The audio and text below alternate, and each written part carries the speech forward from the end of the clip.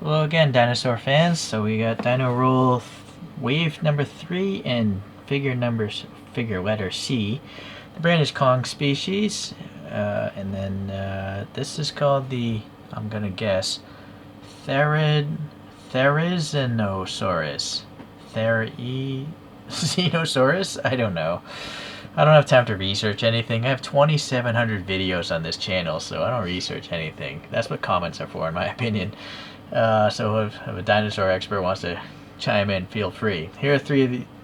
This side has 3 of the wave, and then the other 3 are over here on this side. I've reviewed a few of the other ones. These QR codes, I don't really bother checking those out. 8 years old and up. These are resin, polyurethane resin figures, kind of like a garage kit. So they're delicate. I don't think you want to really give these to a kid because they drop it, it's gonna break, I think. This little postcard here, I think, gives you an idea of what might be coming down in the future. Unfortunately, it's all in Chinese. And there's just a photo of this thing here. So this bird, I believe, was featured in Jurassic World Dominion, but it was much larger in that movie. Here's a little credit card thing, and I think you can scan that and it takes you to an app or something and maybe logs this into your collection on that app, but I haven't done so. I don't trust some random apps, right? And then here are some blurbs about the other figures, or all the figures in this wave. Yeah, that kind of talks about the app in Chinese, but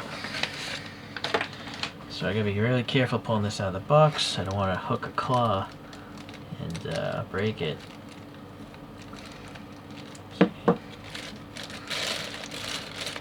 Reading Wikipedia, this is from the late Cretaceous period.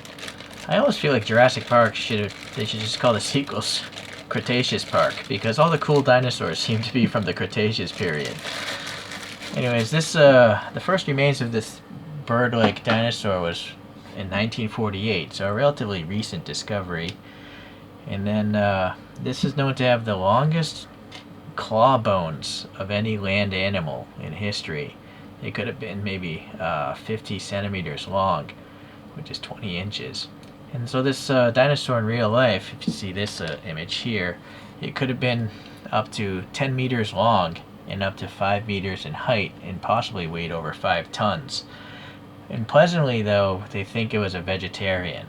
They don't think it was like a carnivore, like a velociraptor, because it has like a beak instead of, teeth like a T-Rex would have. But they do think that maybe the claws were used to help it grip or pull down like tree branches or something. They tested them out and think they might be too weak to dig dirt or caves or whatever. So with the long neck and the long claws, it could reach branches that other shorter animals, I guess, couldn't reach. Kind of like a giraffe bird, maybe. Okay, so that's all I care to learn. Let me close these windows out. So as usual with dino rolls, you have this cartoon skeleton of the thing. You can see its super long claws, and it does look like it's kind of embedded in stone. It's really neat.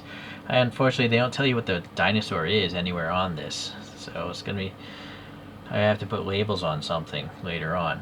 And then it's like rolling some sort of geode or maybe an egg or something like that. And this one's got these like slivers of like purple, and then it's a sky blue fade to a slightly darker blue, and then some white and black dots. And then you can see that that's like, it does have like chicken kind of feet there. And for some reason, oh, I see, that's like a tendon or something of the back leg. The dinosaur, I believe, is separate from this thing. It's just glued in place. You can see it's got the little claws there on the feet, and then the bigger ones are kind of gray with maybe with a white dry brushing or something on there. And so you can see all the texture changes, really neat. It looks like skin here, and much different shaped scales or whatnot. And then the feathers, they found these fossils with feathers, I guess. So it was a giant feathered animal. And now you can see there's a seam break, I think. So most of them, they look seamless, but this one actually definitely has a separate arm here. Yeah, same here. A definite break in its construction. Maybe it's to help it paint better, I'm not sure. But yeah, it's still nicely sculpted. These claws are quite interesting. They're not just one color, you know. They've like airbrushed a lighter gray in the middle of the dark gray. And yeah, they're not too sharp. And again, this is brittle plastic, so you don't want to be pushing it like a PVC toy. It will probably snap. Anyways, the feather's really nice, and for some reason, there's like some tips to the feathers underneath, looking like spikes. And then you have this, I guess that's like a magenta color to the naked eye. It might look red in the camera. And then it fades to a purple, and then to that blue and sky blue. And this is kind of a light purple also. Alright, so nice feather sculpting. And then you can see on the head, it's kind of like, maybe that's a dry brush. You got some nostrils, kind of deep with some darkness in there, and then the beak, it does have a fade again of this dark and lighter gray. And then you can see the scales or whatnot, or I guess it's just the skin texture like a chicken would have, and something on the side of the mouth. Up in that mouth we got some texture as well, and it looks quite glossy inside as if it was wet, and it's got a little tongue as well. And then this thing has these glass eyes that are blue, and it's got some printed on pupils.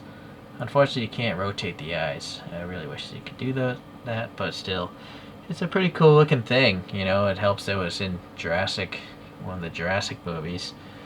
And yeah, it's unique to my collection so far. I don't think I have a bird in my collection.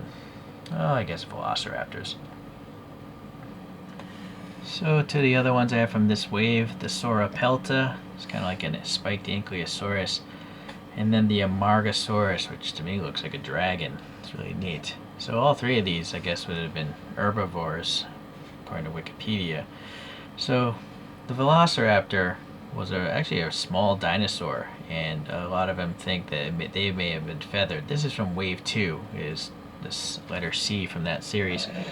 And that one actually was messing with the bottom, and I almost broke it off the sphere. So I have some glue holding that leg down. So it's just a warning, these are very delicate. If you're going to pick them up, I suggest you pick them up by the sphere itself. Yeah, and so I have these 50mm acrylic discs that I put some labels on so I can remember what the heck I'm collecting. And you can buy those discs off AliExpress or probably anywhere really. Okay, well, anyways, a lot of cool things here. They're all looking in different directions, different colors, even the geodes or whatnot. This is a really round, spherical looking one, whereas these look kind of ovalized. This one looks the most oval-ish, like a bun or something, like a bread bun. But they're all so well detailed, you know, all the textures of their skin or their scales, or in this case, the spikes.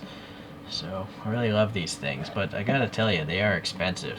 I think I bought this one off AliExpress, and I think it was like $60. So considering, like, you can get a resin 1/64 scale car that might have 50 parts in it, versus this, which looks to me like it could be less than 10 parts.